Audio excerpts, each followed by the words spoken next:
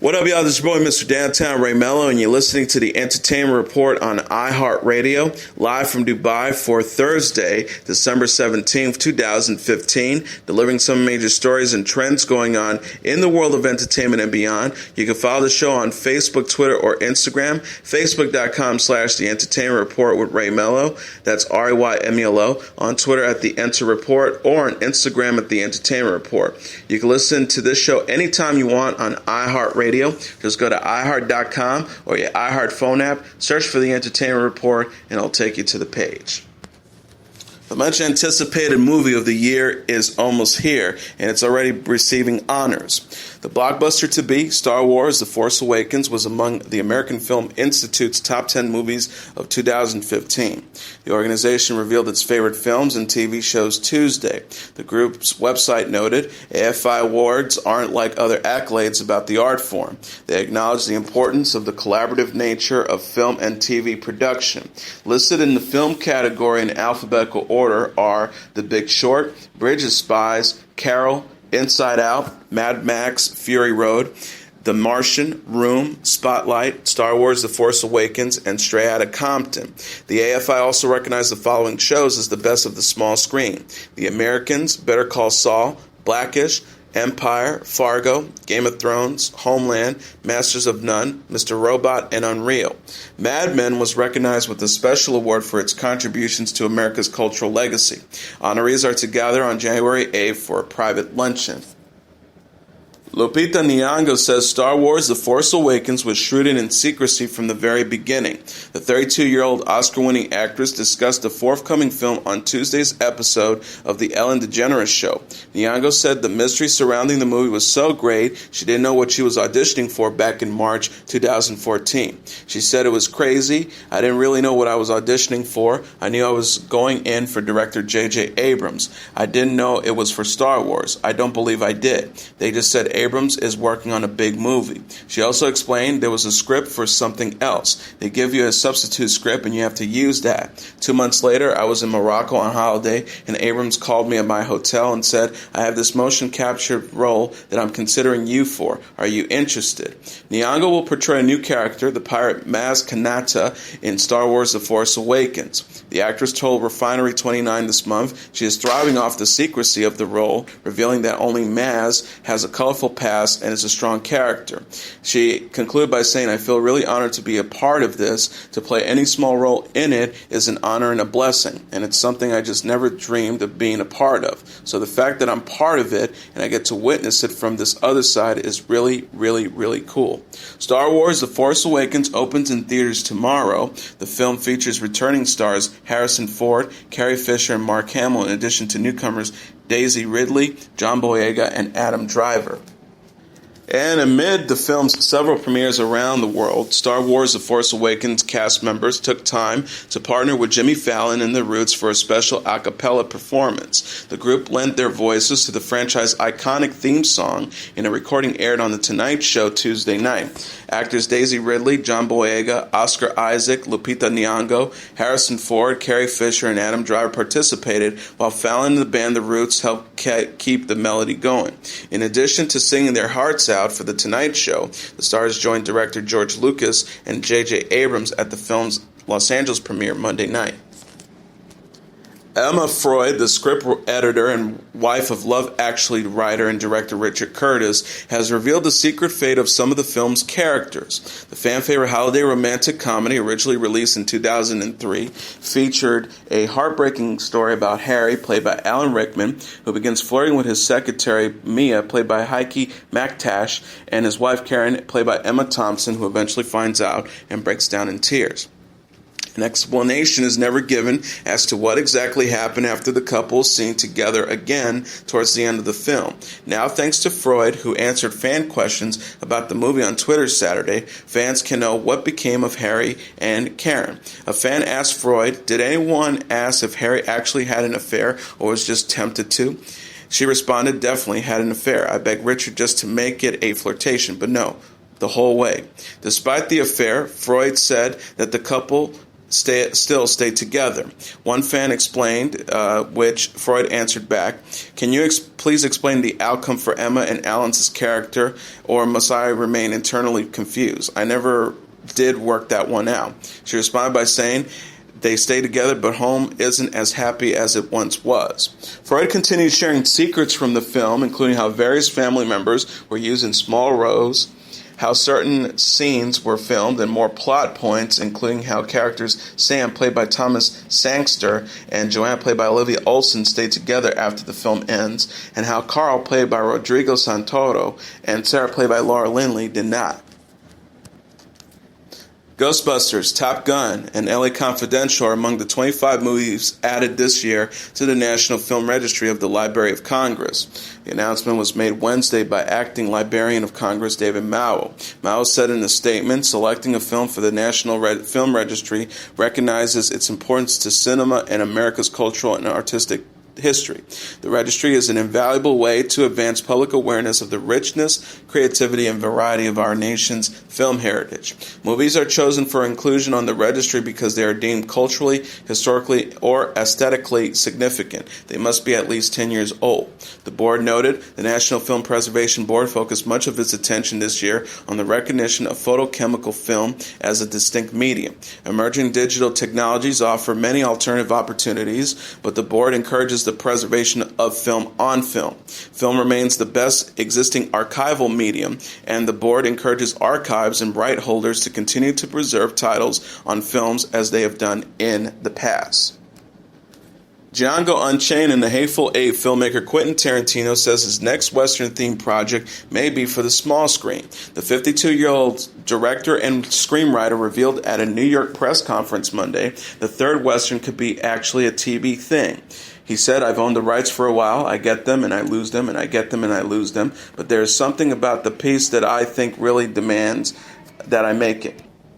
It's an Elmore Leonard book called 40 Lashes Less One, and I actually think if you want to call yourself a Western director today, you need to do at least 3 Westerns. Back in the 50s, it would be like 12. All right, but today it is 3. If you really want to put your Westerns on the shelf with people like Anthony Mann and Sam Peckinpah and stuff, and I would really like to do 40 Lashes Less One as kind of a miniseries. I write it all and I direct it all, but maybe it's 4 hours or 5 hours, something like that, and it would fit right along lines with, if you ever read the book, it would fit right along the lines of The Hateful Eight and Django.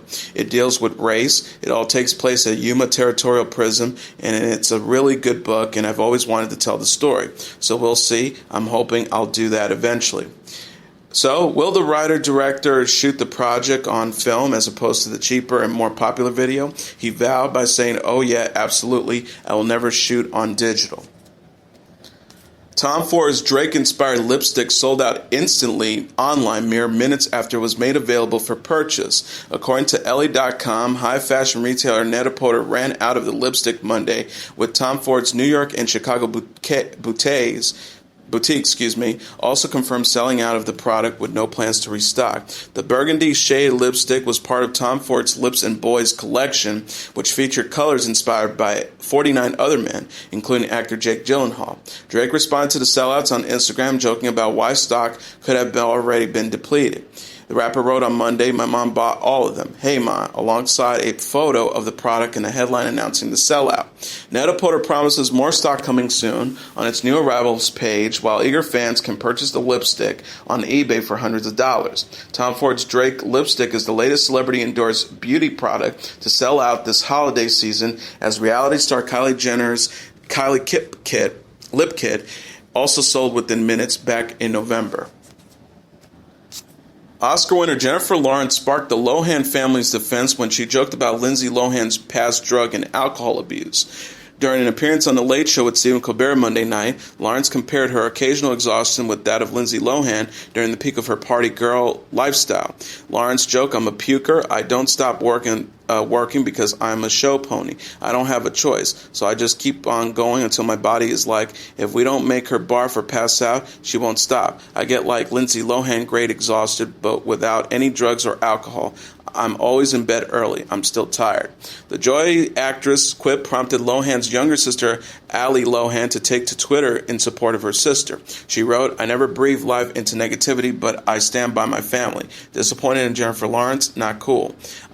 Actress Lindsay Lohan soon after responded on her own Twitter account, thanking her sister for defending her. She wrote alongside an image of the quote, "Maybe who you're referring to should learn to support others like at Maya Angelou. You may shoot me with your words, you may cut me with your eyes, you may kill me with your hatefulness, but still, like air, I'll rise." Speaking with Entertainment Tonight after the quip, matriarch Dana Lohan said Lawrence's joke was unfortunate and disappointing. She said, "You shouldn't trash anyone. It was just surprising. My family sticks together." Actor Kurt Russell shared some of his opinions on the controversial subject of gun control and terrorism in a recent interview. Speaking with Hollywood Elsewhere, Russell asserted those who believe tighter gun control will thwart terrorists are out of their minds. He said, "I think anybody who says that is." The Hateful Eight actor was questioned about the connections between director Quentin Tarantino's cinematic universe and reality, especially post-San Bernardino attacks and the Paris attacks. Russell maintained his opinion that they cannot be connected because movies are movies. They're like a painting, like a song, like a book. I don't think it has anything to do with anything outside the film. In contrast with the interviewer's pro-gun control opinion, Russell finally cut the heated conversation off, saying, "You and I disagree. I understand that you think you can control the behavior of people that are dead set on taking your way of life away from you.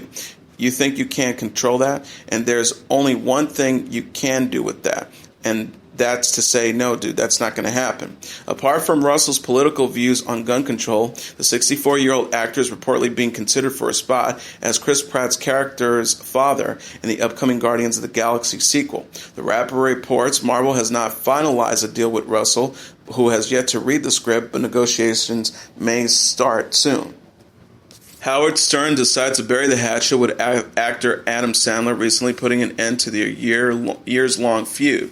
Sandler appeared on the Howard Stern Show Tuesday, and the talk radio host apologized to the actor for continually slamming his movies over the years. Stern said, "I always felt bad about all the years we didn't speak, extending an olive branch to the comedian. I really did because I was a total asshole." Back in 2012, the shock jock explained, "I know Adam Sandler won't come on the show because I've, in the past, criticized his movies. I guess that's the reason, but am I the only one criticizing the content in his movies?" Stern also explained how the two were on a plane together and how he tried to talk to Sandler, who was seemingly avoiding him.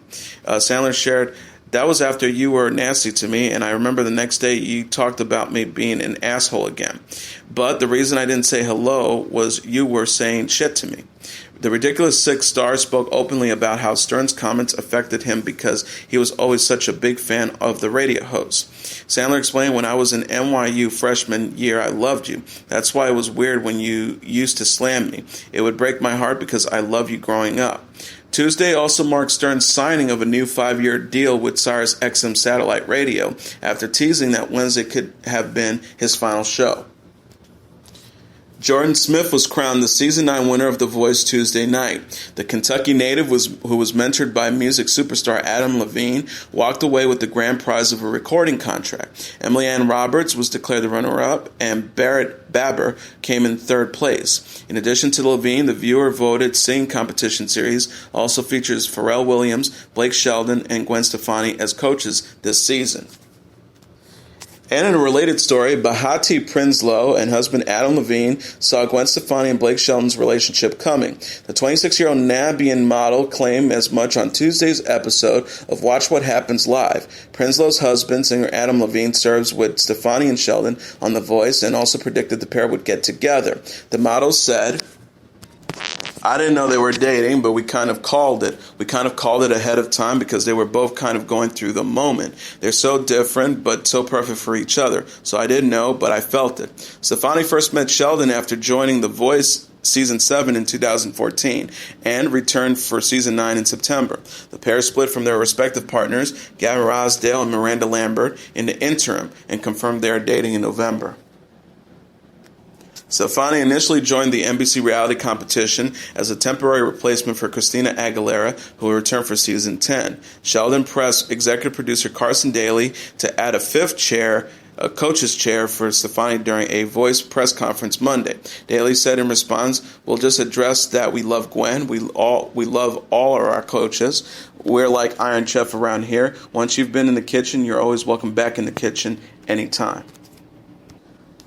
During a recent episode of Wheel of Fortune, television personality Vanna White's flowing evening gown made a new onstage friend.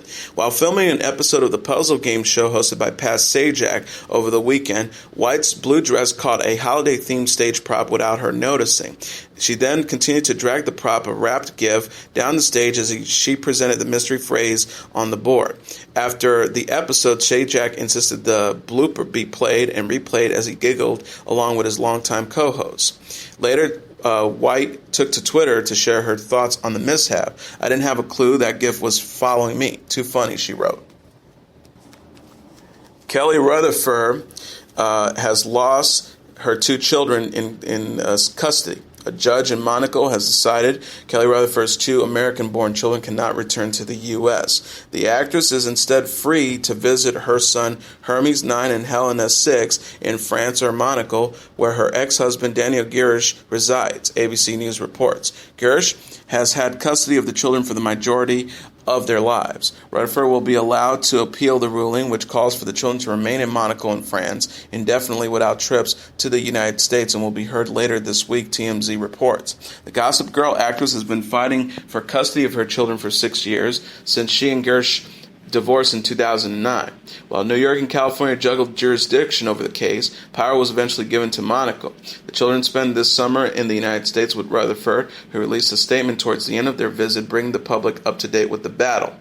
She said, "I believe Monaco appreciates why it cannot assert jurisdiction over my children, and that Monaco will respect my children's right to reside in their own country. I will pray that officials in this country and in Monaco will agree that 3 years in exile is a very long time in a child's life, and that my children have a right to remain and once and for all in the United States." In response to the reported legal decisions, Rutherford took to social media to post inspirational quotes vaguely speaking to her situation. A graphic post she posted to her Instagram early Wednesday said, "Dear world, we can do better and we will. That's all and that's everything." On Tuesday, Rutherford added another graphic reading, "Choose and direct yourself to be peaceful inside, regardless of what happens outside." Rikki Rockett was diagnosed with oral cancer over the summer. The 54-year-old Poison drummer revealed as much on Monday's episode of Eddie Trunk Live on Sirius XM. Rockett said he initially kept his diagnosis a secret to avoid hearing other people's horror stories about the disease. The star shared, "In June, I kind of got sick. I had this horrible cold sore throat thing, and they were scooping me, and they were doing biopsies, and nothing was coming up." He said, "Finally, a doctor at USC did a biopsy and took a look, and he said, 'I believe you have oral cancer.' And what it was is a tumor at the base of my tongue. This is very similar to Bruce Dickinson, very similar to Michael Douglas, similar to Tom Hamilton. It was caused by HPV." Rockett has since undergone 9 rounds of chemotherapy and 35 rounds of radiation, and we'll learn if the treatment was successful in February. The drummer warned fans a GoFundMe Rikki Rockett cancer campaign is a scam Tuesday on Twitter, promising to keep his followers updated. Bandmate Bret Michaels wrote on his website, "My thoughts and prayers go out to Rikki. Although people have asked me about his health, out of respect for Ricky's wishes, it wasn't my place to speak about it until Rikki was ready to talk about it himself. He is a longtime friend and a true fighter." Rockett and Michaels helped form Poison in 1980 and last released Poisoned with the band in 2007. The drummer has since formed Devil's City Angels and the Special Guest, while Michaels released his new solo album, To Grit, in May. LL Cool J is to return as host of the Grammy Awards ceremony for a 5th consecutive year. The February 15th gala is to take place at the Staples Center in Los Angeles. It will be broadcast live on CBS. Recording Academy President CEO Neil Portnow said in a statement Wednesday, "We're delighted to welcome back to the very talented LL Cool J as our host for the 58th Grammys. His unique expertise, both as a Grammy-winning recording artist and accomplished actor, allows him to connect with both his musical peers and the fans at home. And his dynamic personality and charismatic energy sets the perfect tone for our show." LL Cool J said, "The performances and moments that take place on the Grammy stage are awesome in so many ways for the audience and artists alike. I'm honored once again to host music's biggest night as we celebrate the talented music creators of today. It's going to be an incredible night, and I'm excited to share this experience with the world." Adele's first live performance in the United States in 4 years warranted record-breaking ratings for NBC Monday night. The hour-long special, Adele Live in New York City, attracted 11.2 million total viewers and 3.0 rating among those ages 18 to 49, Entertainment Weekly reports. It earned the most expansive adult demographic ratings over any special broadcast performance since the network's Eagles Farewell Tour in the summer of 2005. It was also NBC's most viewed special since Cher's Farewell Tour in 2003, which attracted 16.56 million fans, Deadline adds. The network as a whole came out on top Monday night with an overall 3.1 rating. Adele announced a 56 North American tour Monday, as well as tweeting a link to thousands of fans that morning. She will arrive in the United States on July 5th and finish her tour in Mexico City on November 15th. Tickets go on sale December 17th. And here are the top 10 songs on the Billboard Hot 100 singles charts for the week of December 26. Number 10, Meghan Trainor featuring John Legend with Like I'm Gonna Lose You. Number 9, Selena Gomez with Same Old Love. Number 8, Alicia Cara with Here. Number 7, Shawn Mendes with Stitches. Number 6, The Weeknd with The Hills. Number 5, Justin Bieber with Love Yourself. Number 4, Justin Bieber with What Do You Mean. Number 3, Drake with Hotline Bling. Number 2, Justin Bieber with Sorry. And the number 1 song on the Billboard Hot 100 singles charts for the week of December 26, Adele with Hello. And now let's take a look at what happened on this date in entertainment history. On this date in 1991, a federal court puts its stamp on hip-hop. Gilbert O'Sullivan, an Irishman who favored bow haircuts, suspenders, and pants that ended at the knees, is mainly remembered as a one-hit wonder behind the melancholy early 1970s hit Alone Again Naturally. But on December 17, 1981, he earned a large place in music history when the United States Federal Court for the Southern District of New York ruled in Sullivan's favor as plaintiff in the Grand Upright Music Limited versus Warner Brothers, the landmark copyright infringement case that established the guiding legal principles governing music sampling. A pop star who seemed to have borrowed his look from the Little Rascals, his sound from Paul McCartney, and his stage name from the authors of The Mikado might seem an unlikely champ of artistic originality. Yet, by arguing for his right to control and profit from the use of his 1971 recording as the musical underpinning of rapper Biz Marquis' 1991 song Alone Again, Gilbert O'Sullivan ended up securing those same rights for such true pioneers as James Brown and George Clinton, whose music was and still is foundational importance to the development of hip-hop. Like the performer himself, Biz Marquis' Alone Again was warm-hearted, self-deprecating, and extremely likable. That was never an issue in the lawsuit Gilbert O'Sullivan filed through Grand Upright Music Limited against Marquis, Marquis' production company, and Marquis' record label.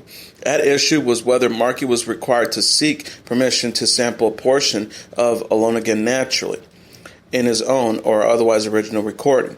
The core of his and Warner Brothers Records' defense was that unlicensed sampling was common and standard in the hip-hop industry. But federal judge Kevin Duffy rejected that argument, knowing that the defendants would have this court believe that stealing is rampant in the music business, and for that reason their conduct here should be excusable. In fact, unlicensing sampling was common and standard in the hip-hop industry up until the decision rendered on this date in 1991.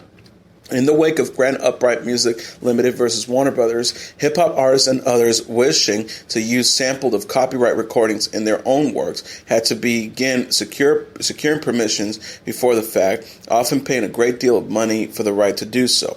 Reissues of Biz Marquis' album I Need a Haircut no longer includes Alone Again in their track listings. His follow-up album, All Samples Cleared, was true to its title, however, and is still available in its entirety. Also on this date in 2003, the third and final Lord of the Rings movie opens. Lord of the Rings, The Return of the King, the final film in the trilogy based on the best-selling fantasy novels by J.R.R. Tolkien, opens in theaters. The film was a huge box office success. It won 11 Academy Awards, including Best Picture and Best Director for Peter Jackson. The Lord of the Rings trilogy became one of the highest-grossing franchises in movie history, netting billions of dollars worldwide in box office proceeds and related merchandise. Shot in New Zealand, the trilogy starred Elijah Wood as Frodo, along with the large ensemble cast that included Sean Astin, Viggo Mortensen, Ian McKellen, Dominic Monaghan, Orlando Bloom, Liv Tyler, and Kate Blanchett. And that's your entertainment report for Thursday, December 17th, 2015. I'm your host, Mr. Downtown Ray Melo. I'll be back tomorrow to deliver some major stories and trends going on in the world of entertainment and beyond. You can follow the show on Facebook, Twitter, or Instagram. Facebook.com/The Entertainment Report with Ray Melo. That's RAYMELO. On Twitter at The Enter Report, or on Instagram at The Entertainment Report. You can listen to this episode or any previous episodes of The Entertainment Report anytime you want on iHeartRadio. Just go to iHeart.com or your iHeart phone app, search for The Entertainment Report, and it'll take you to the page. Good night, and God bless you all.